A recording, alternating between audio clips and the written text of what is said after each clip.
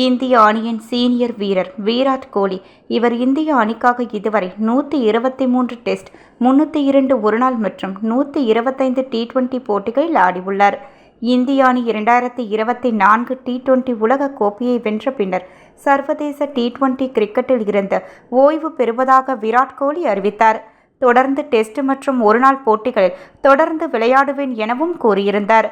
இந்திய அணி அடுத்த மாதம் இங்கிலாந்திற்கு சுற்றுப்பயணம் மேற்கொண்டு 5 போட்டிகள் கொண்ட டெஸ்ட் தொடரில் ஆடவுள்ளது. இந்த தொடருக்கான இந்திய அணி ரோஹித் சர்மா தலைமையில் அறிவிக்கப்படலாம் என எதிர்பார்த்த நிலையில் கடந்த 7ஆம் தேதி டெஸ்ட் கிரிக்கெட்டில் இருந்து ஓய்வு பெறுவதாக ரோஹித் சர்மா அறிவித்தார். இந்நிலையில் இந்திய சீனியர் வீரரான விராட் கோலியும் சர்வதேச டெஸ்ட் கிரிக்கெட்டில் இருந்து ஓய்வு பெற விருப்பம் தெரிவித்து பிசிசிஐயிடம் தனது கருத்தை கூறியுள்ளதாக தகவல் வெளியாகியுள்ளது.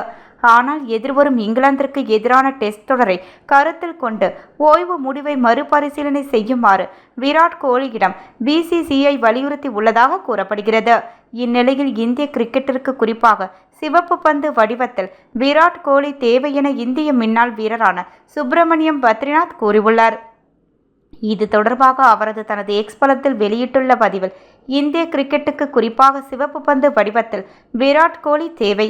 அவரை சுற்றி ஒரு இளம் அணியை உருவாக்க உதவ வேண்டும். அடுத்த மாதம் இங்கிலாந்திற்கு எதிராக அவரை பார்க்க ஆவலுடன் காத்திருக்கிறேன். இவ்வாறு அதில் தெரிவிக்கப்பட்டுள்ளது.